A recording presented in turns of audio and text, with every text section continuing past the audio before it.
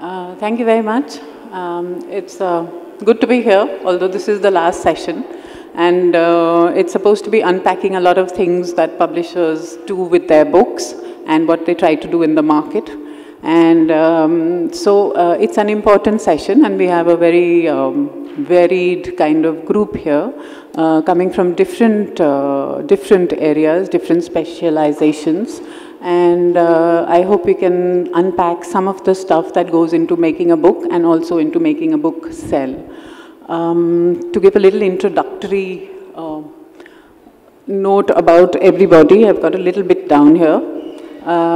Naomi is a digital merchandiser at Penguin Random House. She studied publishing in London and interned at some well-known publishing houses there. Her dissertation, which I found really interesting, is about using metadata for marketing and for finding out how books work and what happens to them. And it's rather unique over here, especially because I think there's, the Indian publishing industry especially seems to suffer from a lack of statistics and data, and it's sort of notorious for that. So I hope you can bring us some of these statistics, elusive statistics. Saika brings his years of rich and varied experience at OUP, at Springer, Cambridge University Press, Foundation Books, and now a startup, Speaking Tiger. Very exciting list, small, independent, and I think one of the things to look out for now. Anish is head of sales and business development, digital marketing at Juggernaut. Again, really exciting. New publisher, trying to open up new spaces in a completely brave new world. And then we have Mr. Niyogi, Bikash, printer and publisher of long standing. And Niyogi Books, I think, has around 250 books or so now. Excellently produced, excellent print. I remember at Frankfurt every year sort of drooling over your books at your stand. And I hope you'll talk to us about illustrated books and the market for illustrated books. What we were supposed to be doing here is to discuss who is reading what and what's working and what's not working, and how do you promote books in today's complex social media driven world. So maybe we can just begin with you. Anish, would you like to take it? So maybe that's what you could begin with, talking or telling us about exactly how you're going about making your books not only visible, but also sort of carving out that space, especially for Juggernaut Books, the digital format. Okay, so I'll kind of share some of the stuff that we've learned at Juggernaut, which might be useful here. So there are two bits to the company. There's this big digital piece, which media has covered quite a bit. We've developed our own app to kind of get India to read on their cell phones, because a number of things have changed in India's e-commerce landscape. Phones have gotten cheaper, more accessible, payments have gotten easier. All of this has happened, so we thought, can we take advantage of this and maybe leapfrog and get Indians to read on the phone? And we also have a very traditional physical publishing program. Both these programs work differently. When we publish physically, we think through our bets very, very carefully, because we've got stakeholders, we've got retailers, budgets to take care of. So we want our hit rate to be very high. So with our physical list, we think through every single aspect of publishing very, very carefully, and that actually shows in our results. We've published about 21 books last year in physical. We started in June. Out of 21 books, we have about 6 books which have sold upwards of 15,000 copies each, which is a fairly good ratio with a top end of 70,000. It's in about 6 months' time. On the digital side, it's completely different. We take all kinds of risks. We're constantly experimenting. It's a fail fast approach, where you try, you fail, move on to the next thing, try, fail, move on to the next thing. Much larger list. We also distribute other publishers. There we are seeing that 10% of the books contribute to 90% of the revenue. So there's a long tail there that we're still learning, and we'll see how it goes as we proceed. So that's, yeah. Yeah, so I mean, I find that quite fascinating also because I know so little about it.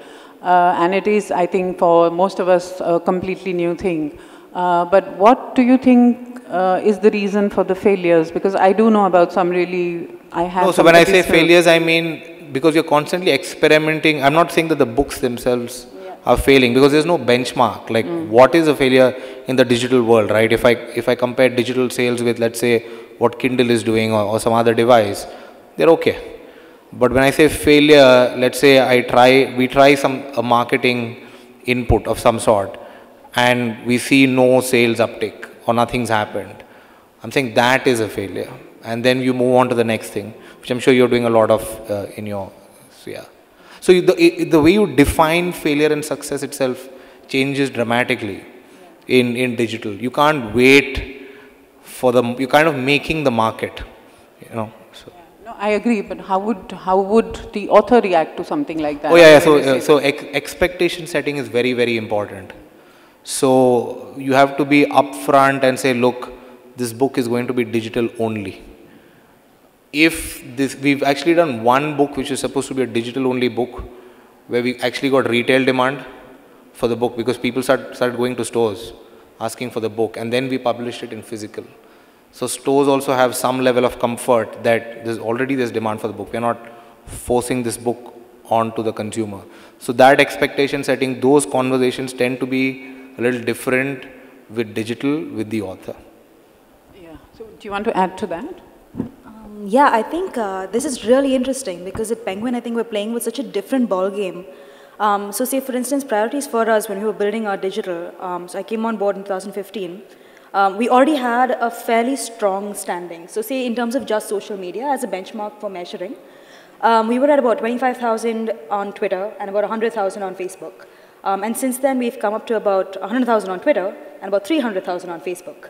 But through it all, in terms of actually looking at convertibility for sales, it's maintained itself in terms of the absolute value of the sales. But if you're maintaining a conversion level that's the same value, while all your actual reach and your impressions are growing up, that means you're not converting to the level that you should be. So in relation to failing hard and failing fast, that's something that we've been looking at as well, because clearly what we've been doing has been working in terms of building the brand.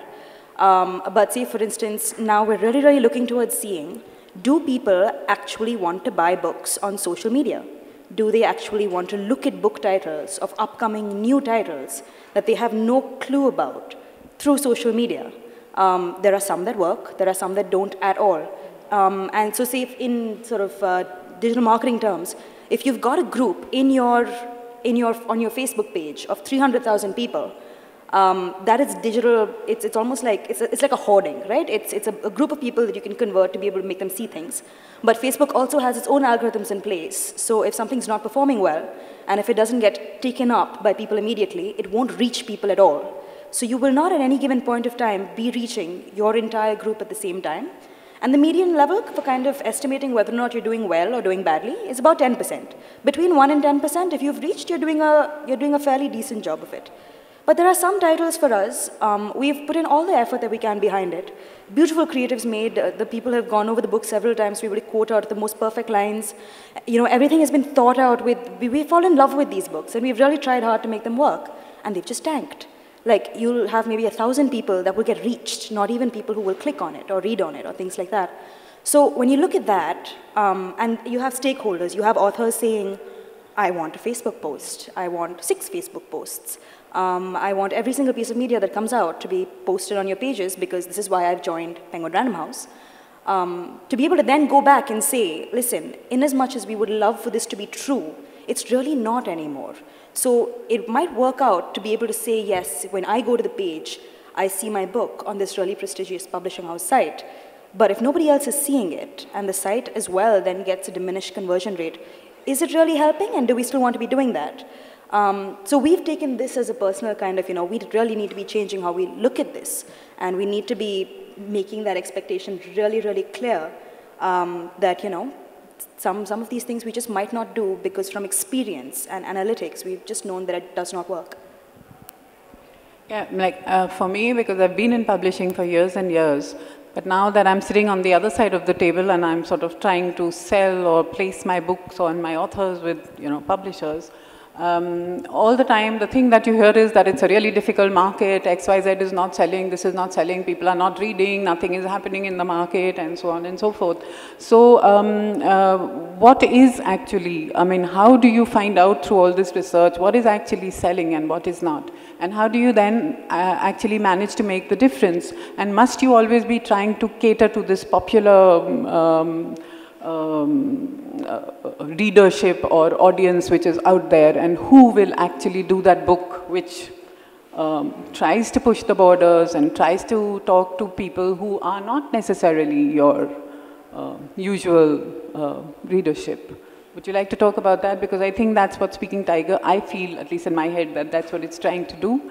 And why would you want to, you know, why the startup? Okay.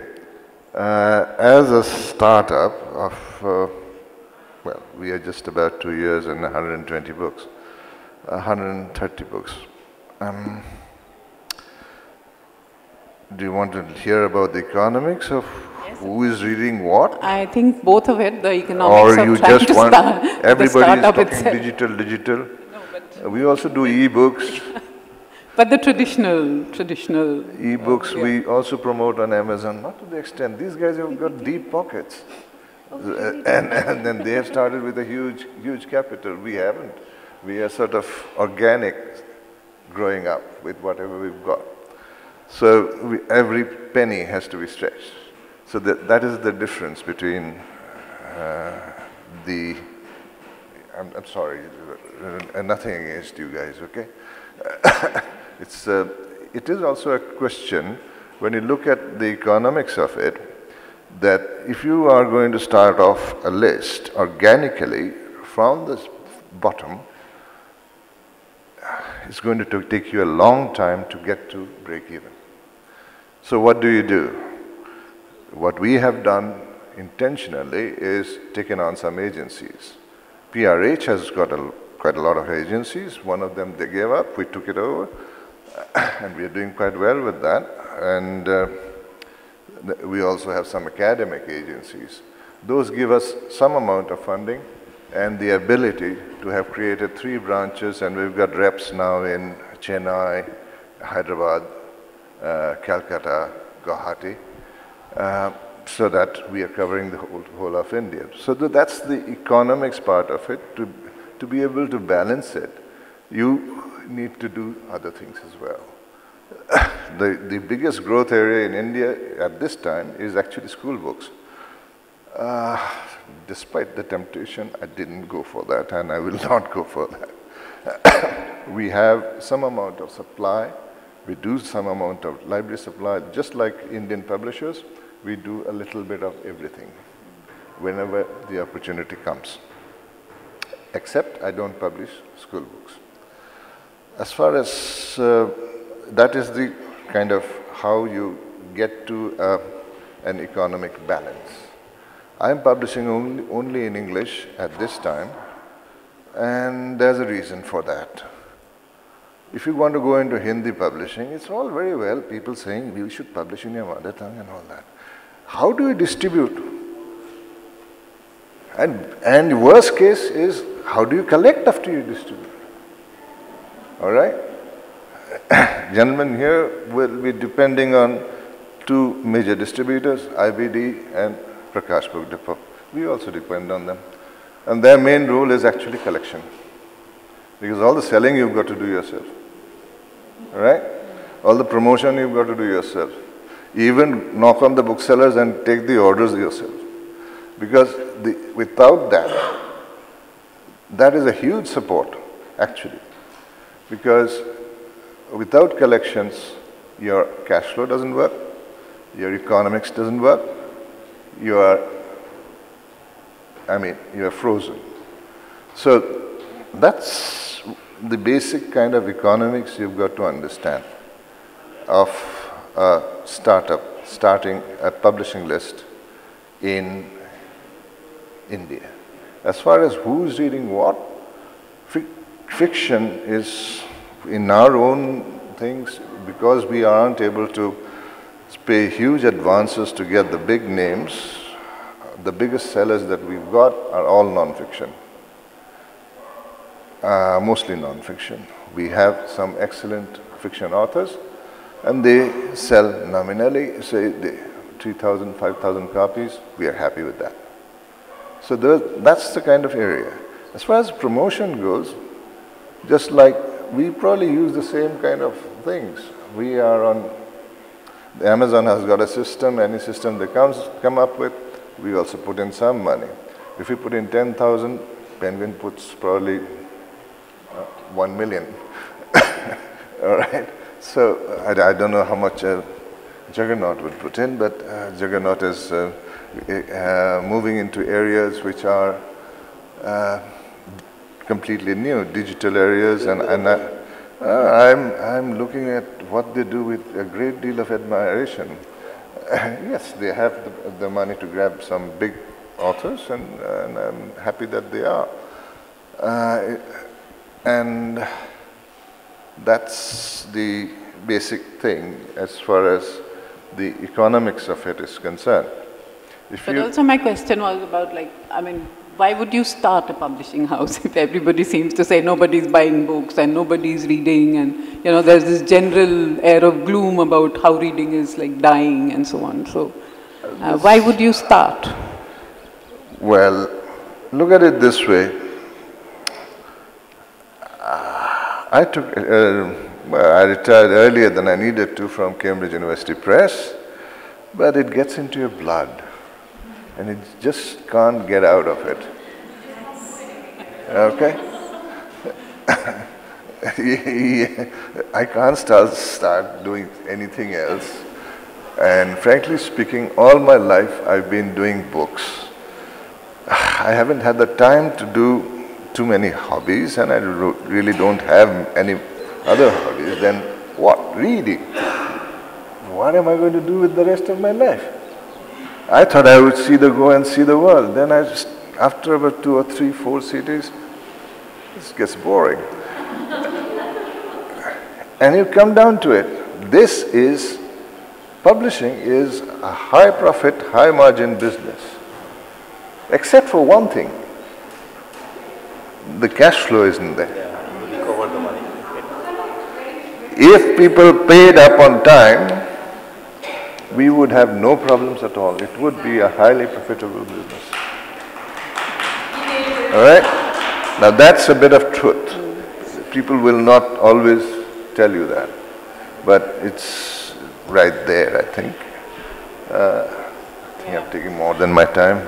Yes, let's bring you into the thing, because you are also doing a lot of illustrated books, and I'm wondering whether there is really now a market, or is it growing, or is it lessening now for illustrated books, because so much material is already available to us, you know, through all sorts of, you know, the online stuff, which you can see images. Maybe you can't touch them and, you know, sort of drool over them like that, but yeah, you do have everything available to you. So, and these are highly priced books mostly. So what is the market like, and what are the ways that you're actually using to try and expand this market, or are there innovations, are there new ways in which you make the books more attractive, better, whatever, give more value to the buyer, reader? Well, Preeti, the thing is that, see, I look at a positive angle. So India is a 26,000 crore market and 9,000 publisher. So everybody has a fair chance to win over here. And okay, I am also one of the player, and I want to play my card very safely. Now, as you said, the selling of the costly book and all these things, if you can spend 100 rupees for a book, you can definitely spend 1,000 rupees for a book, but depending on the quality. Now, who is reading what? But before that, a publisher has to think why the readers will read your book. You know, the 4 P's attached to any success of any product. That is the product, pricing, placement, and promotion. Okay. Now, when you are developing a product, that time you have to ask yourself that why my book will be read, because now digital, the pictorial book that I am doing. Okay, I am doing a book on Darbar Hall. Okay, why should I do a book? What extra I will do? You are also coming, I am also, everybody is coming, clicking up the photograph and sending it to the friends. Oh, this is the Darbar Hall in Dickey Palace. But when I am clicking this photograph, I am putting in my book, I am putting the details, history out, everything, who made it, why made it, what is the reason for it, how long it took, what is the pricing it took, and what was the history behind it, who else sat over here. All these things I am giving into details, which you are unable to give it in your photograph or in your in the Wikipedia. So I am giving each and everything. Now you are a researcher. You want to know about the details, or you are a general reader. You want to know about this place. You want to visit this place. You want to know each and every details. That's what I am giving in this book. Okay. Now this is the book I have done for this Ajmer Sharif. Okay, which will be released here only. Now each and every picture will tell you a story. It will narrate you every damn thing in that particular area. So now once you go through it, sitting in your comfortable sofa in your room, you can see the Ajmer Sharif. What you can see over there, driving 400 kilometers, 500 kilometers, spending 3 days, 4 days. You don't have to. You just sit in a comfortable air-conditioned drawing room, ticket the book, go through it properly and do it. Now when you are selecting a product, you have to do what you are going to give, what the extra readers are getting. Now when you are doing this book, you have to see that are you giving enough materials? Are you doing justice for the hard-earned money that readers will be spending on their book? So you have to be very careful. What we do, we keep a balance of the visuals and the text, which is complementary to each other. I don't do a coffee table book because that's not sellable. Everybody going to Taj Mahal, clicking the photo and the Taj Mahal picture is seen by everybody in different time, different angle. So nothing new I could show. But if I tell the history, if I tell the story, only then it's sellable. So I make it a point, any product I do, illustrated book that I am very comfortable with, I give everything in details. Like when I did the book on Red Fort, that time I had to make 6 trips to UK. And 6 months I have to wait to get the original Kohinoor picture, which was not available here. And I was very sure, no, I must bring this original Kohinoor picture. They are not giving me. They are thinking, okay, we are planning to claim it back or something like that with the thing. Then I had to make a complete book leaving that particular area for the picture. I said, this is the purpose I need this picture. You give it to me right now. Then they gave it to me. It took me 6 months time. So I could show it to my readers like that. So that's how the product is made. You have to be very careful. Now while doing the pricing, you too have to see whether the pricing is affordable or not. You have to see the size, you have to see the thickness of the paper, you have to see the weight, the transportation cost, the production cost, everything. Because this is not a, these are always the 4 times more or less the cost of any normal book. The size is there, the paper is good, the colors is color paper, color printing. So it's costly book. So you have to see whether it's affordable or not. But if it's a good book, people will afford it. Yeah, that's what I wanted. Like, I mean, but is there? I mean, do you have is your readership or whatever people who buy these books, is that growing, or do you feel that it's now because of the price or because of this information also being sort of available? Maybe not to the detailed, maybe the details that are there here, but you know, I mean, so what, is there a difference? Do you find that it's growing, or is it the market for the books? Well, I find a complete stable market in my book, in my illustrated book, but certain books which sells beyond even my imagination. As an instance, I will give you a book that I have done on this Guruvayu temple. Okay. As usual, we printed 2,000 or 3,000 copies like that, but it is in the 6th or 7th reprint. It's a big book of 3,000 rupees, then it's selling. Now what happened?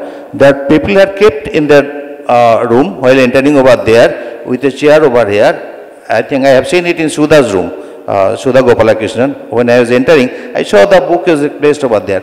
I said, why the book is here? They said, people comes to me and they said, I want to take this book. So I said, no, Guru Barton has come to my house, it will not go. You sit here, read, eat, drink, I will provide everything. But you cannot take the book away. Now, the further is presenting the book to the daughter. Son is buying the book for the mother. You know, the same kind of the gift. It's because the people say, in Guru Vaiyod, so many rituals that happens. We never know. I am a devotee of 40 years, 50 years, but I never knew. From your book, I came to know what all these things. That makes the book attractive. So the 6th, 7th reprint has gone. So that's how you have to develop the book, how you are developing the book. You cannot, every book has its own destiny, as we all know. But the thing is that you have to create the book with a positive note, thinking the reader's mind, what extra you are giving, at what price. Yeah. So you have to justify. So do you think that, content is still king? Is it still important, the kind of thing that the writer is actually writing, or are you writing to the market? And I think there's a very clear line between the two, in the sense that absolutely, as you're saying, the market is stable. I'd go one step further. I'd say the people are reading more now than they have ever read before in the history of publishing.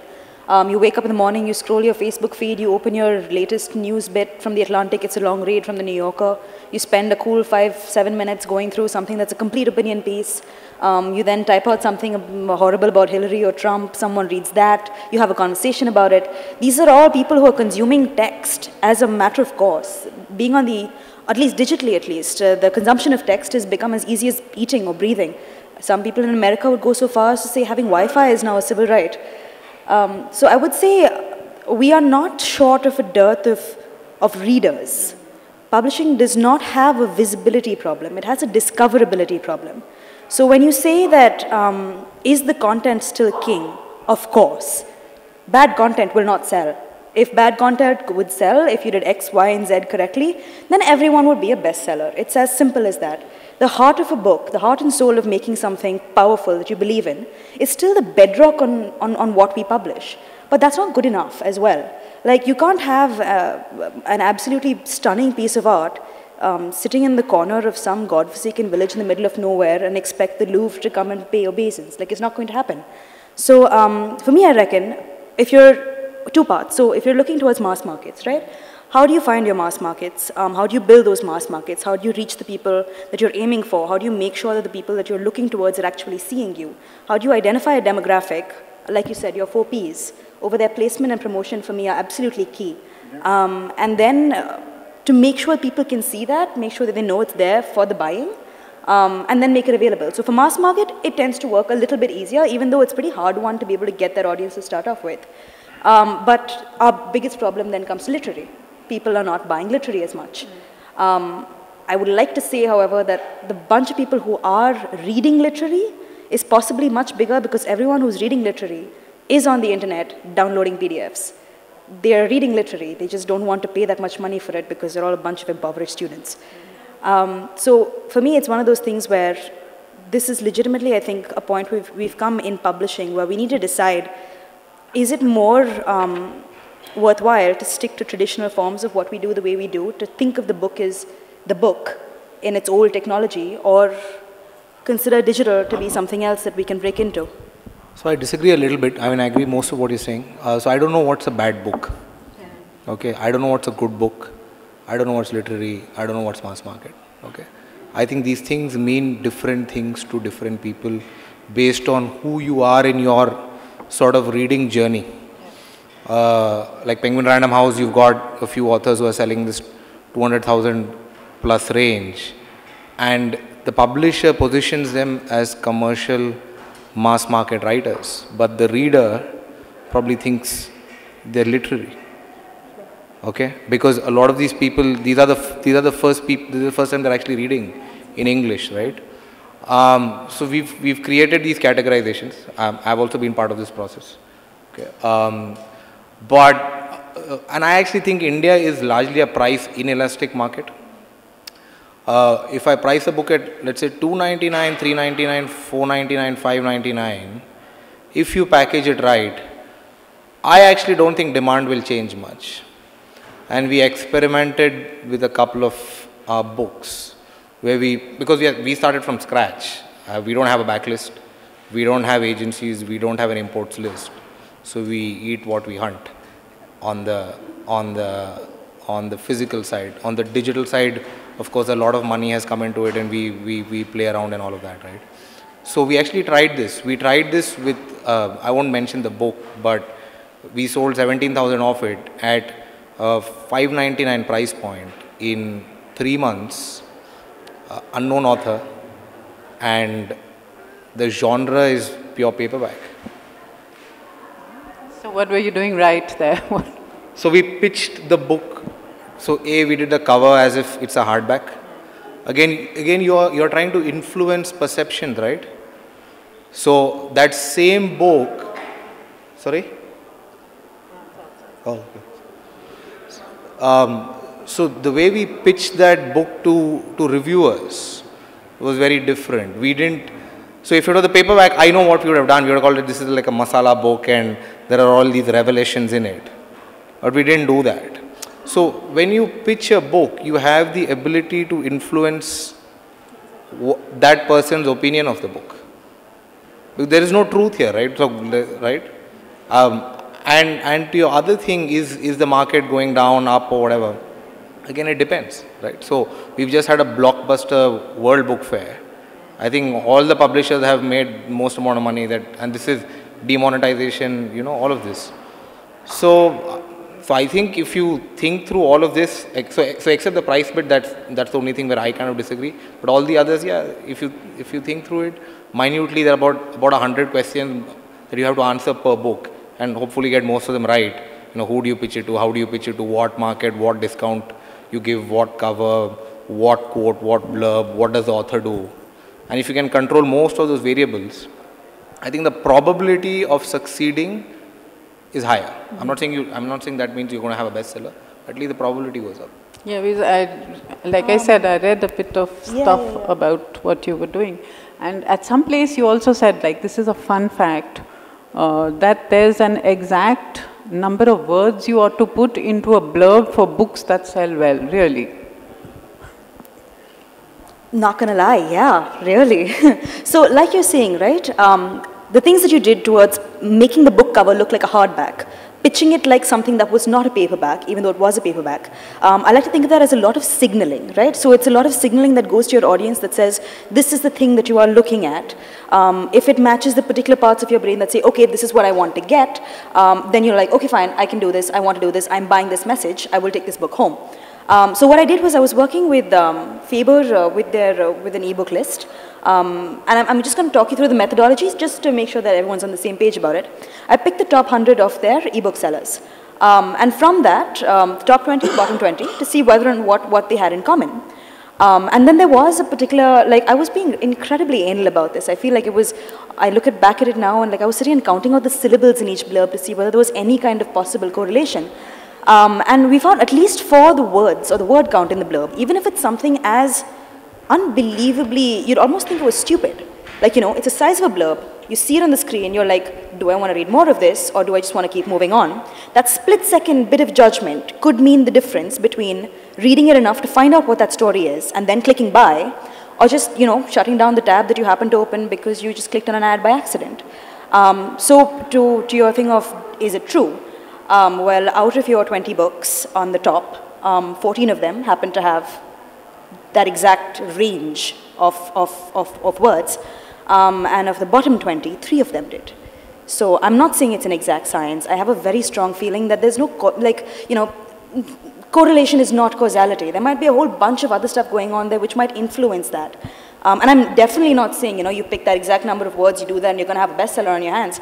But like you said, there are a specific number of factors that you can include when you're doing your book to be able to increase the probability of that book being successful.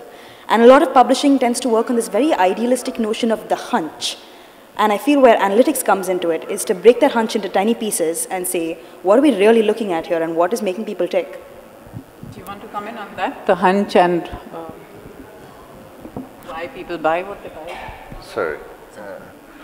Well, first let me just have a comment there, a good book and a bad book.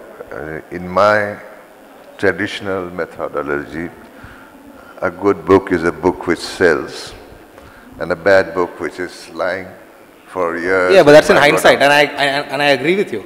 But before it's done. Okay. And you were talking about a blurb with certain numbers. What I find really works well is blurbs. Blurbs means quotes from somebody better known. If you are introducing a new author, if you are able to get a quote from somebody who is much better known, you will give it a little bit more push. So it's not so much the size of the blurb, I think. It is a question of how you present it. And yes, we sell a book called Gut. That book that some people mentioned, we took the rights from Scribe. That's been a bestseller for us, and it's still gut feel, I'm afraid. There is no algorithm.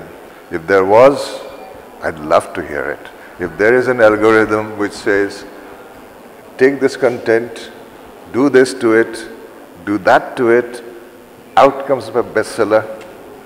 No, I don't think we are saying there's an algorithm. All we are saying is that if you attempt all these things, you might increase the probability of the book selling, that's all. Otherwise, we'll all do the same thing. No? That's a fair question. Okay, accept it. We do more or less the same things. Not how different can your website and my website be?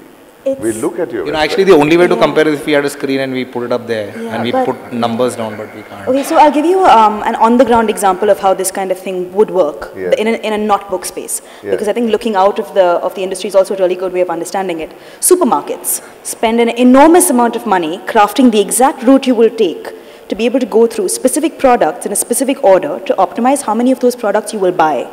Websites and game developers do a lot of the same things. The rate of drop-off you have, the actual course that you will take through the website, the accessibility of that website. People spend the most money possible on that kind of thing because that is like the minutiae of this could be a deal breaker. So say even with blurbs, for instance, another thing that came up was blurbs that were plot-driven and blurbs that were descriptive. And you'd think this would be something that when you look at it face on, is it pretty odd? Like it's pretty common to think, right? Obviously, something that is telling you a story is going to be the one that wins out, and it's true, it does. But when you're really close to the book, and when you're coming from publishing, and you're thinking all about what the reviewer is going to say, and what your other literary people are going to say, and what your author friends are going to say, and you're trying to get wrapped up in your experience of the book, so you want to transmit the description of the book instead of just really calmly saying, what is the book saying? That's something where we as publishers, I feel, we tend to get a little too close sometimes. May I just intervene on one thing? This is best expressed in Hindi. It's a small phrase. Jo dikhta hai, wo bikta hai. If to translate for those of you who don't understand, the ones that you see in a bookshop are the ones you sell. The problem that has become is that bookshops, every author wants his books piled up in a bookshop. Now, if you go to say Om Books in Delhi or some other bookshops like that, if you want a book pile up done, he will say 20,000 rupees, 30,000 rupees a month, 40,000 rupees. You go to an airport bookshop, it's 70,000 rupees for 3 books every month. Now, if you can afford that kind of money, well and good. There are international publishers who take on a whole island in an airport bookshop because in airports, you get a great deal of visibility. And what happens is there are people with nothing to do walking around. So even if they don't buy in the airport itself, that gives visibility to your book, which may actually get bought later or from Amazon. People click pictures. So these things are there as far as marketing is concerned. How to get the visibility and still make the economics work is sometimes that we struggle with. And it's a matter of balance. Yeah, that's what I was going to ask you next, but you've already answered that what does a small publisher do in that case, because you do not have the money to, to make the book visible either in in bookshops also to have them out in the front or whatever. We used to face that constantly when I was working with smaller publishers. So that is one. And then I heard you say somewhere that the difference between being talented and being successful in the market somewhere.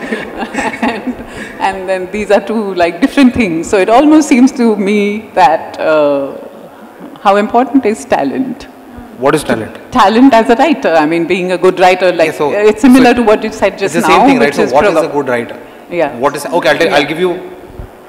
So the first book that we did, and this is a book I can name. So it was a book called Indian Superfoods by Rujuta Divekar, who's a famous diet person. And because it was our first book, when we took it to market, I couldn't, the India's largest bookstore chain and us, we couldn't come to an agreement on terms. So they said that we won't carry the book. And I said, it's okay, that's fine, don't carry it. So the book was, you couldn't see the book, so nahi dikhta hai, okay.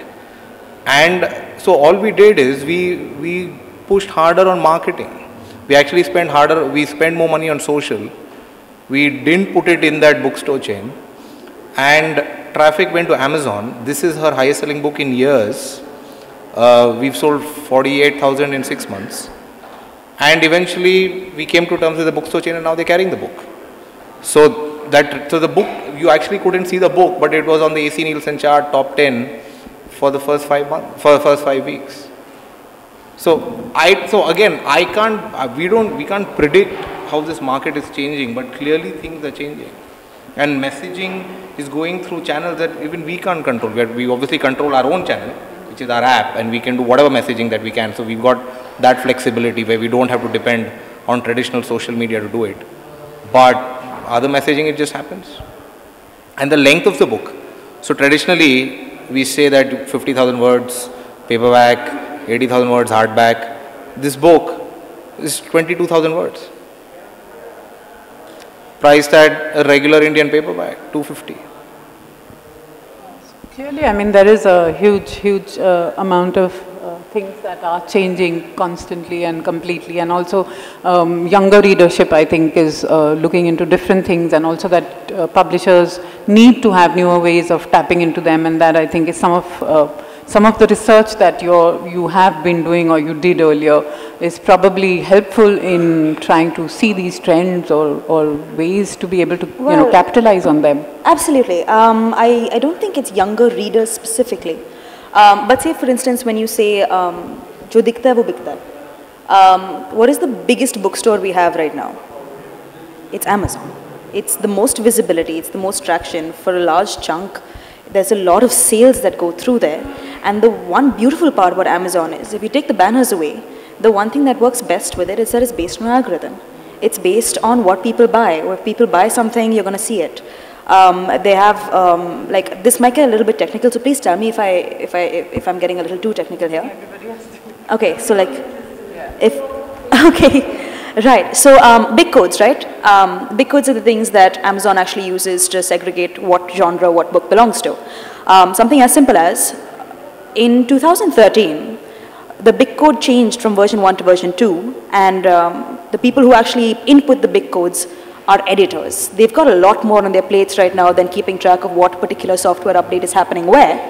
And as a result of that, one particular code, say for instance the word F, or the word F13, or something to that effect, in the original version, it meant modern contemporary fiction with the qualifier, so modern contemporary fiction, young adult, or something to that effect. And with the new change, it just meant fiction.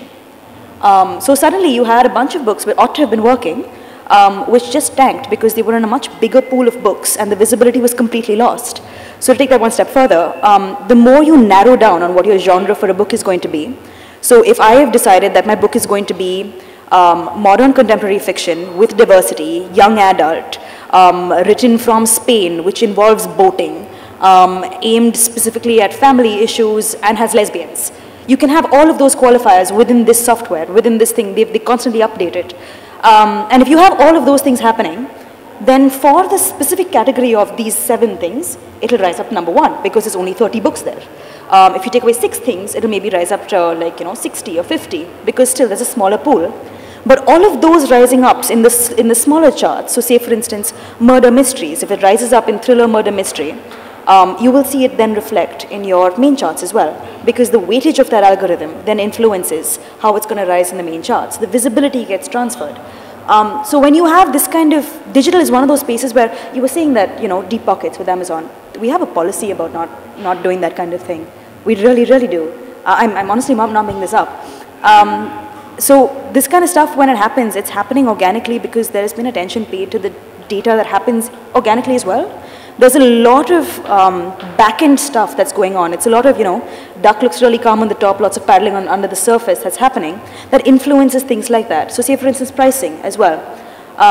Something, and this is very, it comes back to digital a lot.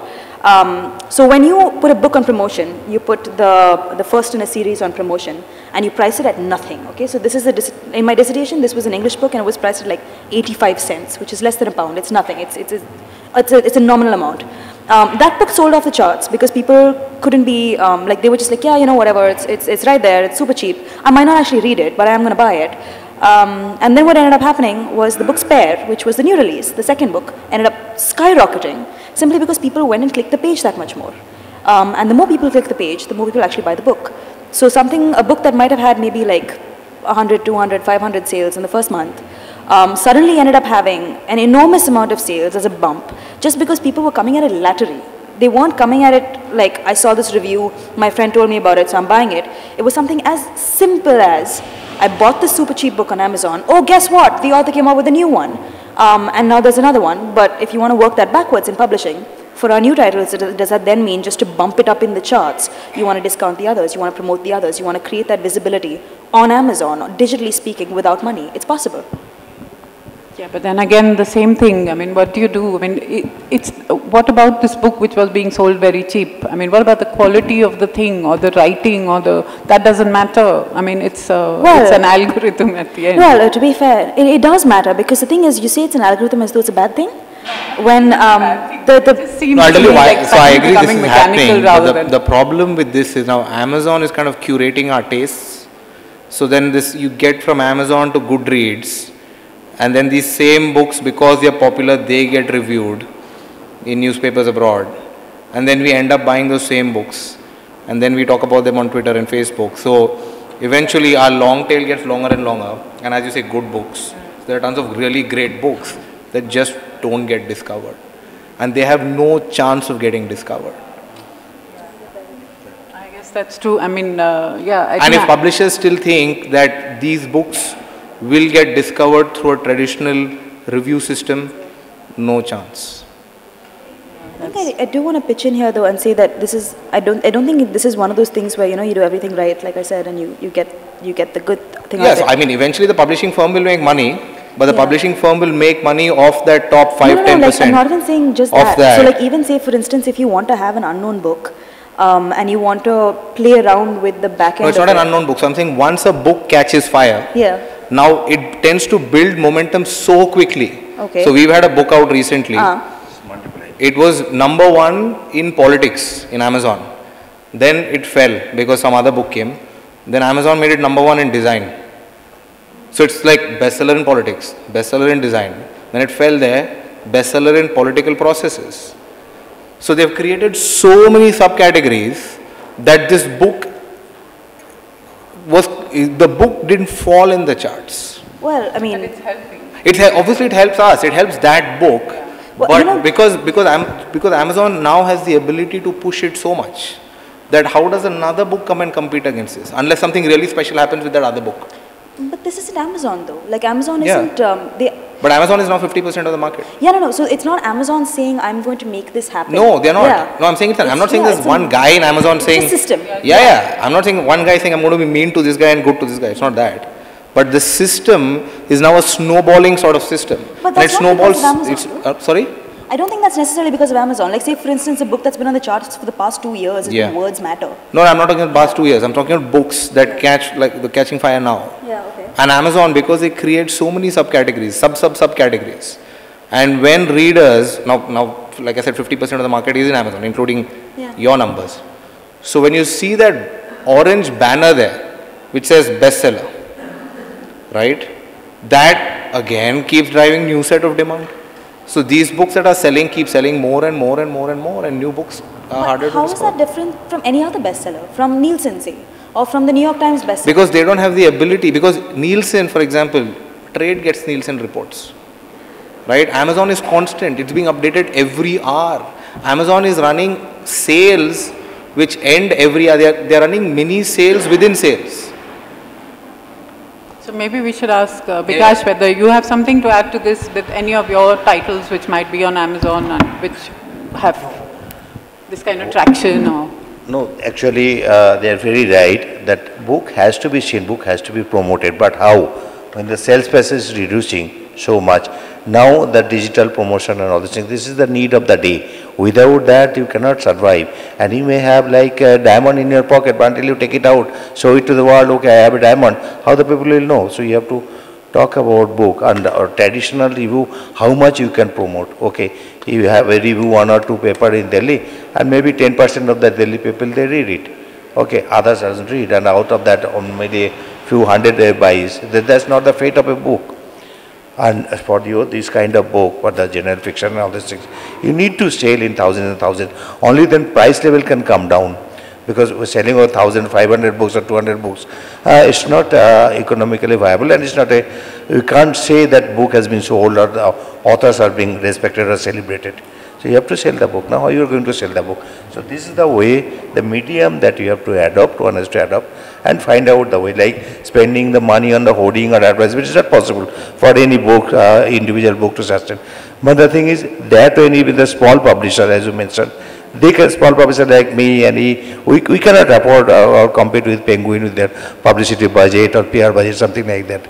We have to do everything on our own. There we try to find out the ways to go through the Amazon or for the other social network site to promote the book. That's you have to do. You have no other option actually. No. Yeah. We are still a startup, but Amazon does come and talk to us after they've talked to all the leaders, market leaders.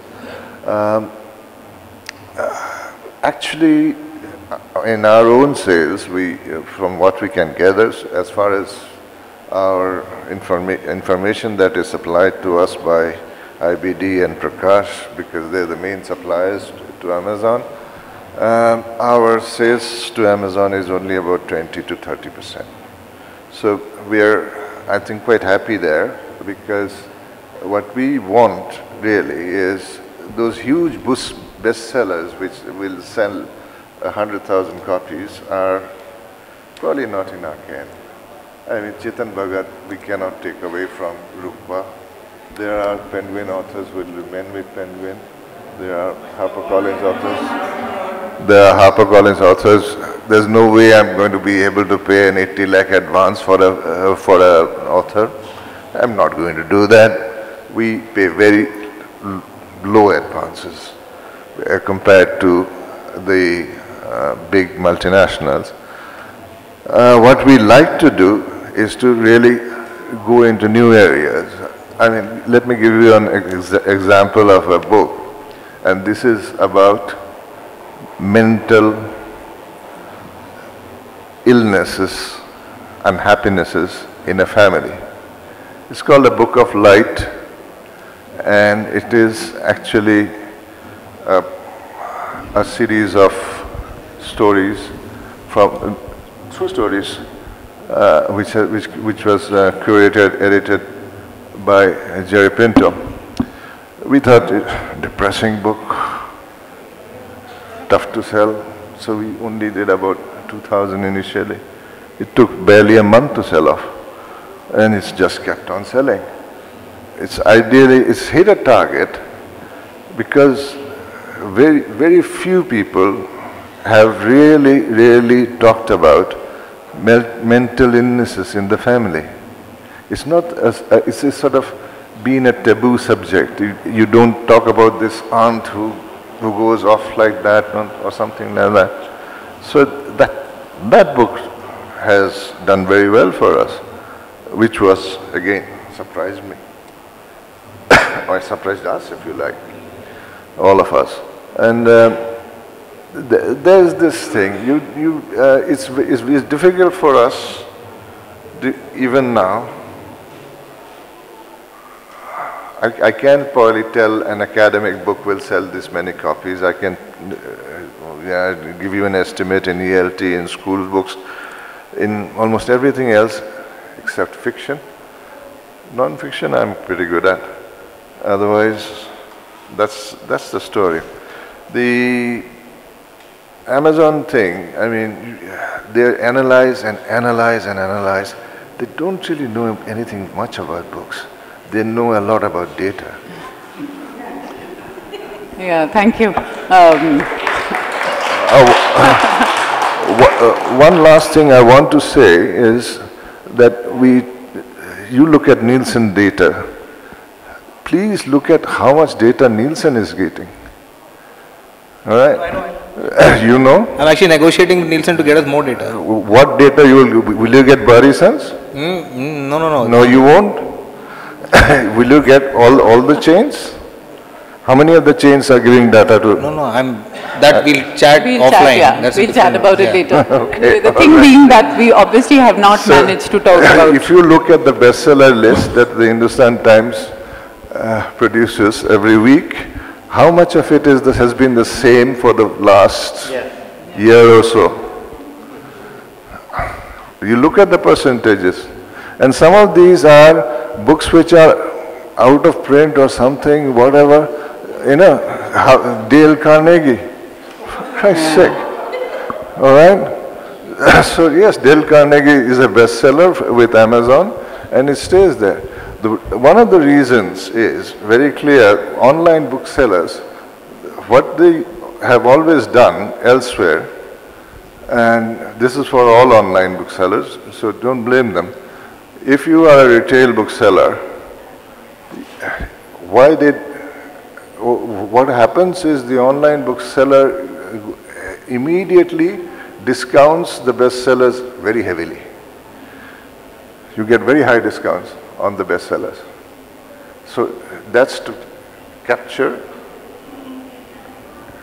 what in a shop you would call footfall. It's the similar thing, pull in the customer. So that becomes a loss leader for Amazon. But then that kills you as a bookseller. So that's the bricks and mortar part of it, that's your online part of it. Those are the situations. Yeah, I think we've covered quite a lot of ground. I know that there must be questions because we have, but before that, since I'm the moderator, I have to read out a little bit to you. And this is at least what I think a book should be, and we must exercise choice about what we think is a good book and what we actually want to be publishing. You are looking for cash crops. The stores are no longer stocking backlists. The new and the best sold are on the shelves, and a certain range of perennials. The rest can be ordered online. Why bother parking them in your shelves? Talk about the impractical, the allure of the impractical, that which defies the logic of the marketplace. It is about choice, the instinct that allows you to take the risk to step outside the structure the world of corporate publishing has so magnificently set up, and publish books that, in your opinion, need to be read. And as moderator, that's my final judgment. You can ask questions. Yeah, club questions. Okay, Anish, gosh, how many times have we fought about this over dinner? But I have to do this in public now. So, I had the privilege very recently to be involved through a self-publishing platform I co-own with a book which shops didn't want to keep, publishers didn't want to publish, distributors didn't want to carry, Rana Ayub's Gujarat Files, and the rest is history, right? When you talk in terms of, taking a paperback and pitching it as a hardback, and don't you think you are really sending out this, you're trying to delude yourself that you're fooling the readers? Because with my book, nobody carried it and the readers found it again and again and again. And which is why I buy the discoverability spiel much more. I think I'm totally with you there, although numbers of words and blurbs, okay, let's have a discussion on that, yeah. What was heartening is these two senior gentlemen at least spoke about what was inside the books they're publishing. You guys just went on and on about numbers and charts and yeah, because the subject is market algorithm. No? If you're going to talk about... But see, I didn't name the session. The session is called... So like it says why do people read what they read and how are you pushing. So anyway, just that, is it signaling or is it a delusion that you are you're more powerful than you actually are? No, so I'm saying that this definition of that, this should be paperback and this should be hardback, we've created this. Right? So I'm playing around with it because I think I can. It happened to work in this case. I'll give another example, one success, one failure. We published Sunny Leon's book. That was like one of the first books that we published. And so when the content came in, I look at it as where can I place this content, right? So I actually pitched those short stories to contraceptive companies to put the stories on the back of their boxes. Nobody bought it, okay? So that, it didn't work, but I tried. And on the other hand, so we had this really beautiful, slow-moving detective thriller set in Calcutta, okay? Good book, beautifully written. But I didn't know how to pitch this book to this market. Like, how do I translate the fact that, hey, this is a really good book, please tell your readers to buy it. So what we did is, we pitched it as a proper literary novel, beautiful cover, hardback, and I pitched it to Bollywood. So in the bookstores it's not moved much, but we signed a film deal yesterday. Nice. And it will be announced once, like the producer will announce it. But again, so is this manipulation, am I being delusional, or am I just being practical or smart? I don't know. Yeah, you have to be pushing anyway, I think, to find new markets for the thing, whatever. I also want to add in, I feel like this is one of those things where good content will sell, bad content will not sell. That's as may be, and there's a lot of different definitions that go into the idea of what good or bad content is. But the thing that the problem is the highest selling book with PRH, local list, okay? Is that good or bad content? See, it's really not up to me to say. So that's what I'm saying, right? Exactly, so that's what I'm saying. So when you're saying it's good like, or bad. Yeah. There's a lot of elitism that comes into that discourse as well. I'm saying, should we even use these words? Fair play. All right, fine. I'll retire that completely, happily.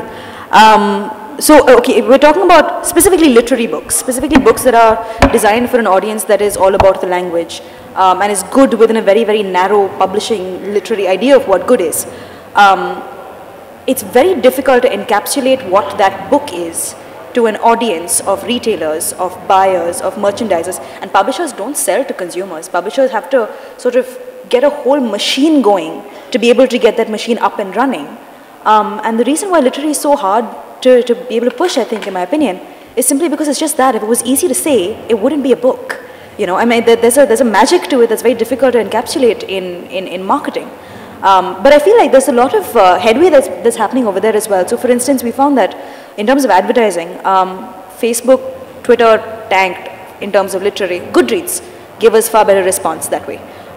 In the UK, they're creating different communities to be able to reach out to different readers of different genres. So say, for instance, LitHub, there's a lot of original writing and a lot of very, very high-level, highbrow, literary writing, and it gets a lot of response over there. So it's not about a delusion. It's not about puffing yourself up to be able to say this is good, this is bad, and work accordingly. It's about saying, where do I find these people, and how do I put this book in their hands? And if those people are nebulous, if those people are responding to something that regular marketing hasn't found the markers to, then marketing won't have the answer. But the answer is there, and we're still looking for it. So I think we wind up now, and we can answer more questions outside, because I think it's pretty late now. Thank you very much. Great audience.